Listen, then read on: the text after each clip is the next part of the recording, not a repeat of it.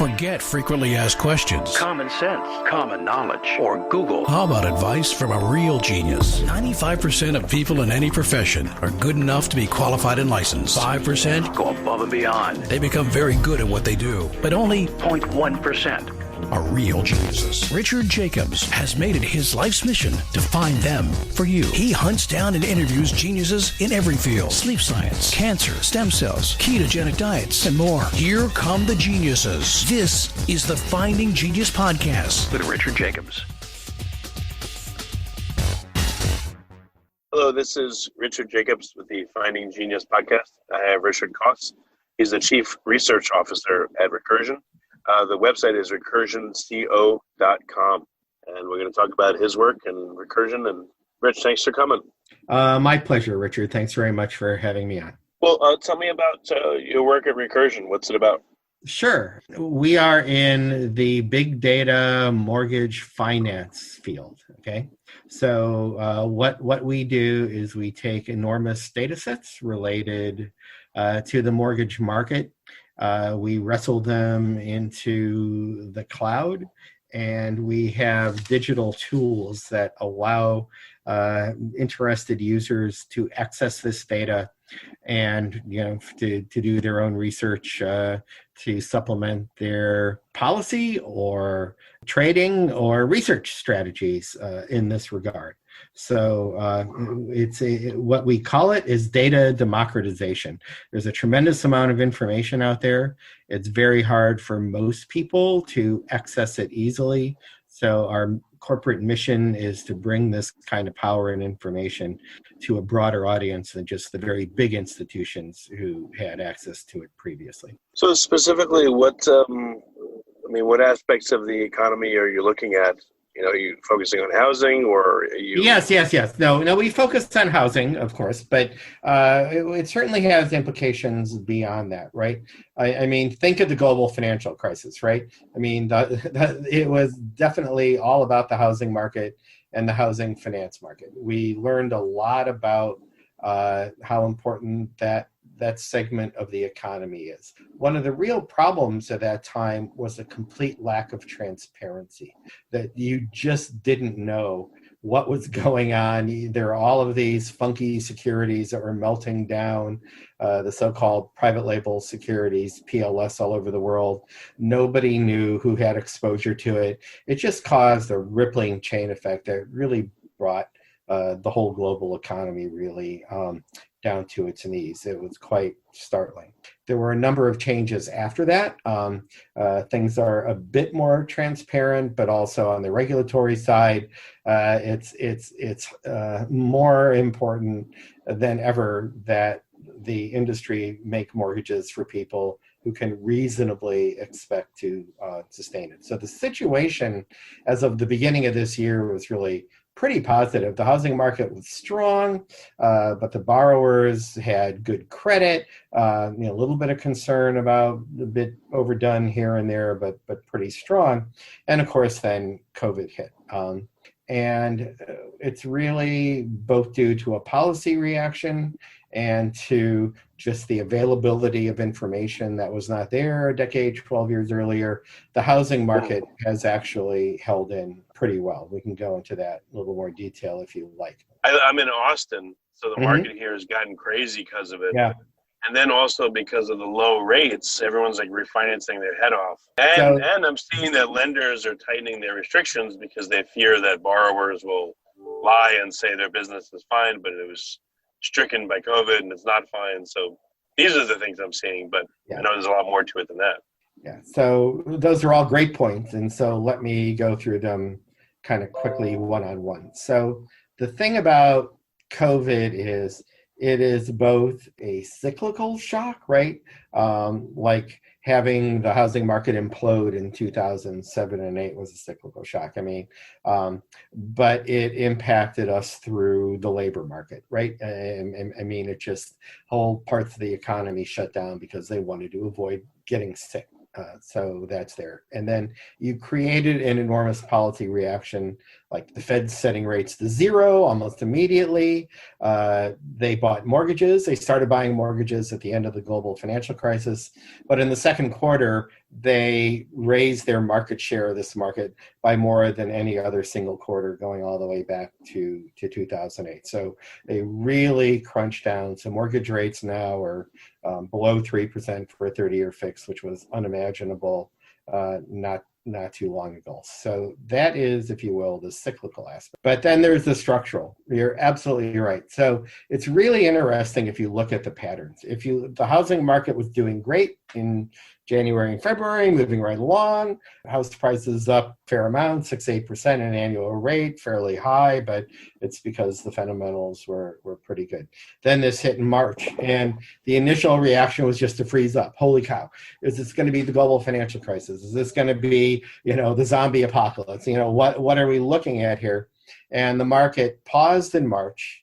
It fell in April. It fell in May. May, according to some of the house price indices, was the first negative month-over-month change in house prices in many years. And then, as you said, people looked around, they saw what was going on, and there was this immediate game of musical chairs where people just got up in areas that they didn't feel comfortable to move to areas where they did, right?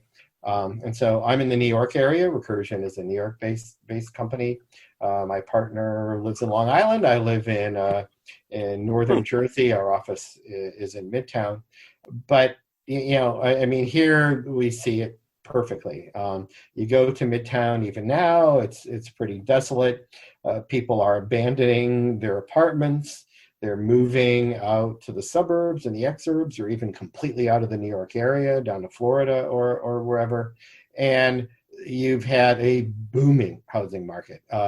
In June and July, you had a 2-month increase in house prices that was bigger than any 2-month increase going into the global financial crisis. It's just been completely crazy. So you had this pause and then boom, right? And we've had this really sharp recovery, and how long that lasts and how much higher it can go is one of these great questions. But right now, there's plenty of rocket fuel under this move.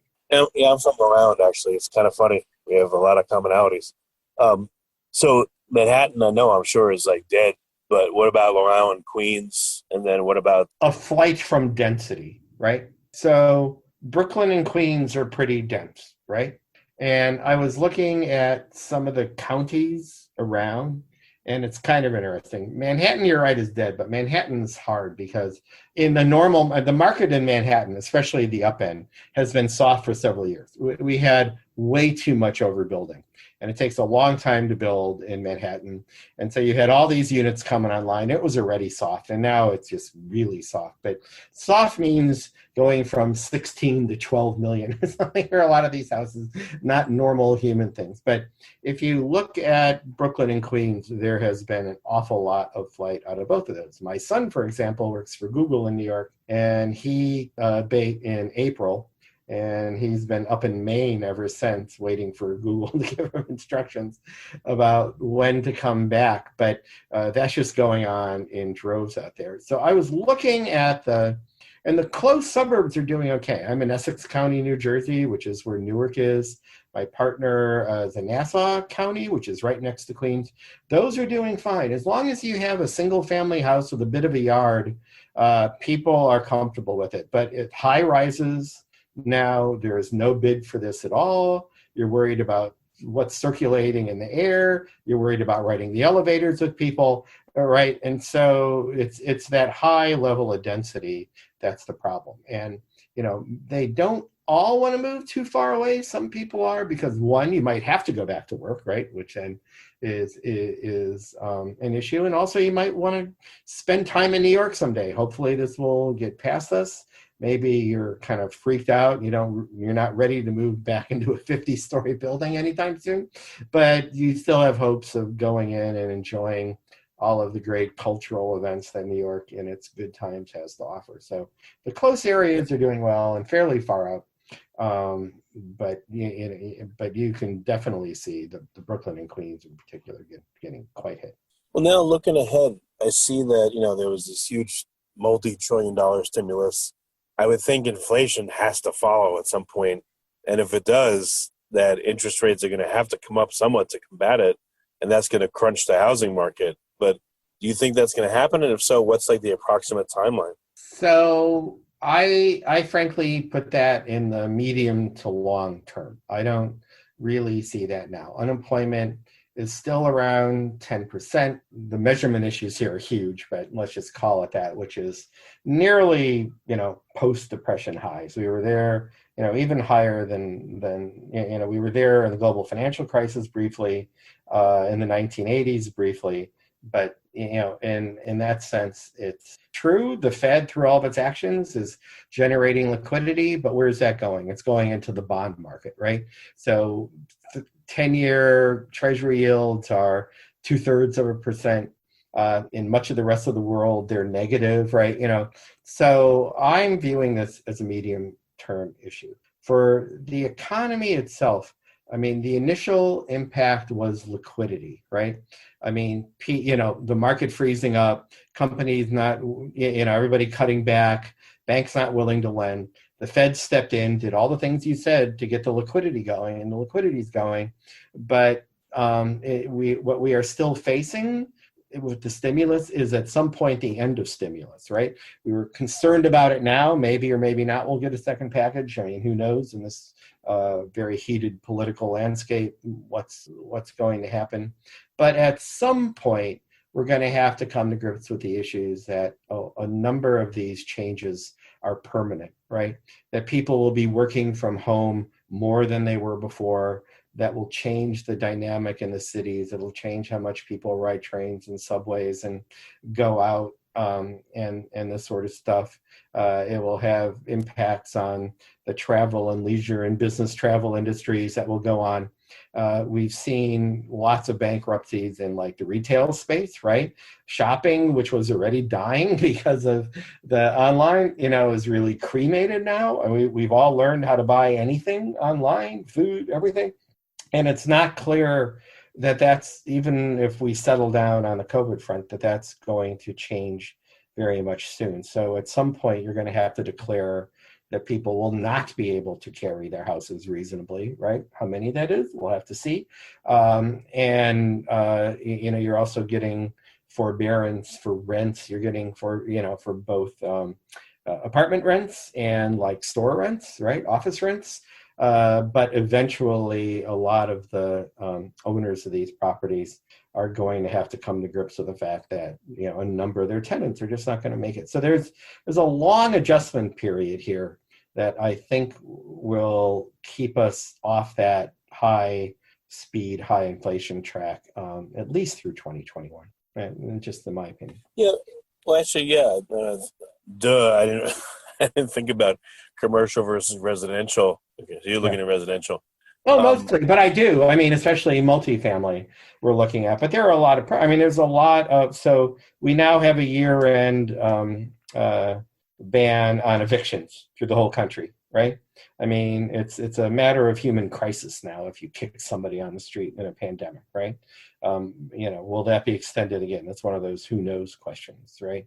So, you're the landlord, you can't kick them out, but maybe you're not getting any rent either, right?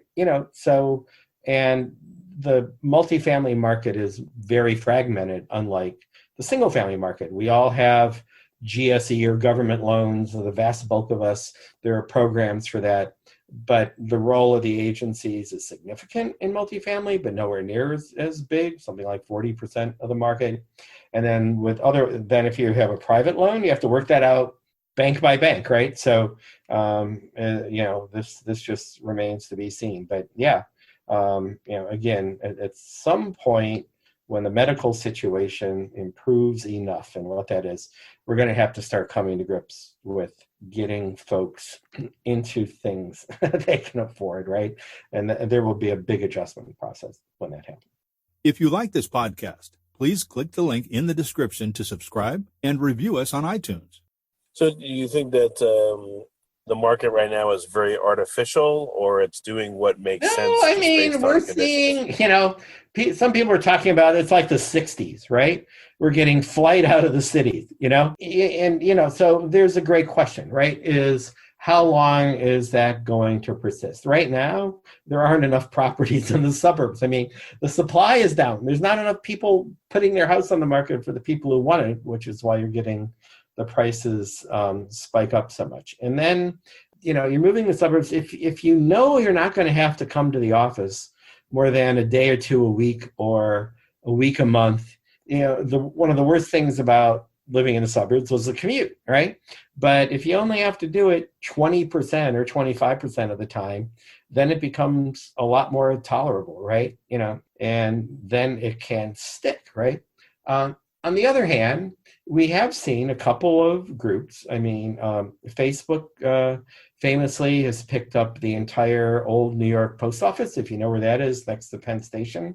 A huge building. They're going to put like 10,000 people in there. Not next week or tomorrow. It's going to need to be thoroughly refurnished. Amazon bought the Lord & Taylor building, right? Lord & Taylor, classic retailer, filed bankruptcy. They're gone. And so they're going to put some thousands of people into a building there. They're making a bet in the future that, young techie people will want to live and work in that environment. So that's a bet on one side, but a lot of the bigger banks are telling people, no, we'll work it out. You only need to come to work every once in a while, right? Which is the other way. So how this ends exactly remains to be seen, but it's going to be fascinating. I'm sure you're probably cognizant of, the meltdown in 2008. Absolutely. That and my job is in investment banking. Yes, absolutely. That was, a lot of it was artificial, and like lending was, lending rules were relaxed. So the markets just stopped functioning, right? And so there was a long period where the banks were very reluctant to give credit to anybody, right? The house prices didn't trough until like 2011, right? They kept falling at a moderate rate. There was so much supply from foreclosures and stuff, and the banks were unwilling to lend. So it really stretched out. So one of the things about what's going on now is the Fed has had the opportunity to learn from what happened in 2007 and 8. And one of the things they learned is you needed to throw massive amounts of liquidity at the market to get things moving again. And actually that has worked really well. Really, broadly speaking, credit is nowhere near as constrained as I was worried it might be, like the end of March, early April. We've recovered really quite well, and having the fiscal package on top of it, the CARES package, right? And again, the fiscal response in 2008 was much smaller. I mean, the CARES Act is $2 trillion. The act back then was like $500 billion. And again, we learned it wasn't enough. We had too slow an economy for several years, which caused a lot of structural damage. So now we're off to a better start. The problem is no fiscal or monetary policy can cure a pandemic, right? The other leg here is, of course, medical health policy. On this side, we're still a bit shaky. So I guess the market's just doing, whatever version of natural it is occurring to it right now. Like you said, there was hesitation.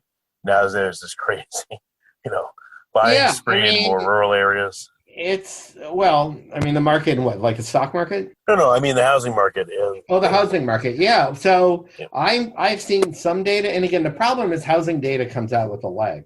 But that even pretty rural areas, it's so interesting. When the internet first came out in a respectable way at the turn of the century, there was all this talk about, people are gonna, work from their corn farms in Iowa and stuff, and that never happened to any. I'm sure there are individuals, but to any broad degree. But now suddenly you're getting a lot of rethink, right?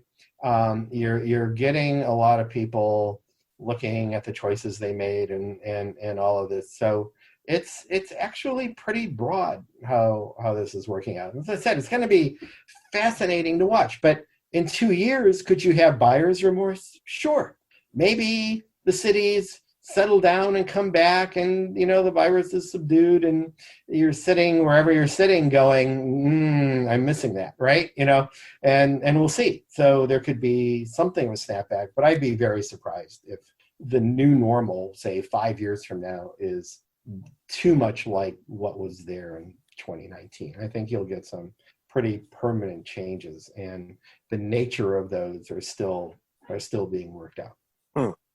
So, any guess as to the next 6 months, what the market's going to look like, the housing market? So the big deal with the housing market, with residential housing, is forbearance, right?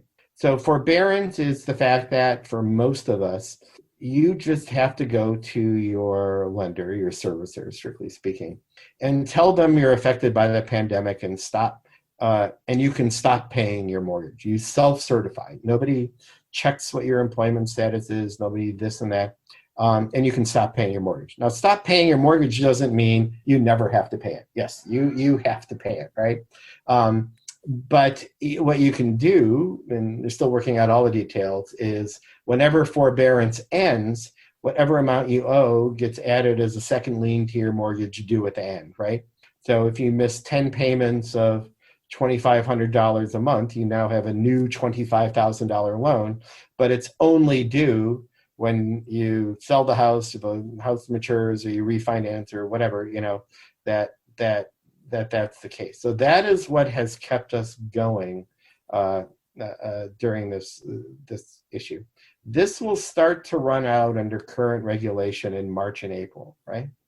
And that is going to be your time when we're looking at this and seeing how we stand up. If it looks too bad, I guess we could extend forbearance, but I'm not seeing a lot of appetite for that sort of from any corner. At some point, you have to own up to what your situation is, unless, say, the viral situation really worsens again. But if we're starting to make progress on that side by then, it's going to be an issue. And how many? It's about 7% of all mortgages are in forbearance, which is not a tiny number, right? And so we will see during that period. So I think we hold up well until, say, early spring, and then we just have to take the temperature. If things are getting better, there's a vaccine out and people are getting a bit more comfortable, more people are back to work, then the impact might not be that big. If all that stuff is delayed and, it turns out that a lot of people, who haven't been working find out that they're not really missed that much and they have to find a new job or a new career, then it could be painful and extend a while. We're just going to have to see. But that's the time frame that I think you have to be concerned about. Well, looking back now on the 2008, housing nightmare, there was HAMP, there was all these other programs that the government put out to supposedly help people. Did that help at all, or was that just the market? On the margin, so I think what will happen for a number of people, you will be out of forbearance, and maybe you can't make the full payment on your prior mortgage, but it might be better in the bank's interest to work out something else for you. That could include payment extension or reduced rates, or possibly even some loan forgiveness, because foreclosure is expensive. No bank wants to put you in foreclosure. You lose money as a bank if you do that. So that was there. Whether there will be a federal program to do that, in the same way as like HAMP and HARP, it'll remain to be seen. But I think the banks are in much better shape. And I think the preference would be to let them work it out with their borrowers case by case. If there's a need for broad policy support, that will come. But remember, house prices fell 35% with the global financial crisis. That strikes me as an extremely unlikely outcome, unless we are very unlucky with regards to, say, the virus or policy, broadly speaking. So it shouldn't be that bad. Okay. Well, Rich, I appreciate your thoughts. Where can people go if they want to hear more and learn about Recursion? So I would definitely advise them to go to, as you pointed out up front, recursionco.com. We have a blog. You can see it right there, or go /blog at the end of recursionco.com. blog.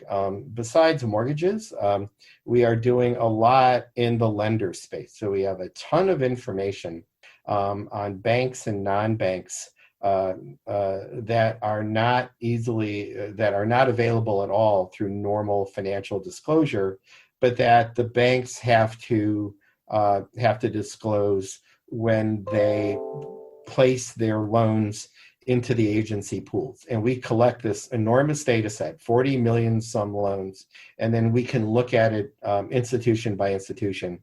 And we're getting a lot of interest from the banks themselves and bank analysts looking at this data as supplementary, because what's going on in mortgages is more important, again, at least in the last 10 or 12 years. So keep your eye out for that as well. Very good. Rich, thank you for coming on the podcast. I appreciate it. Thank you for having me, Richard. If you like this podcast, please click the link in the description to subscribe and review us on iTunes. You've been listening to the Finding Genius podcast with Richard Jacobs. If you like what you hear, be sure to review and subscribe to the Finding Genius podcast on iTunes or wherever you listen to podcasts. And want to be smarter than everybody else? Become a premium member at findinggeniuspodcast.com. This podcast is for information only. No advice of any kind is being given. Any action you take or don't take as a result of listening is your sole responsibility. Consult professionals when advice is needed.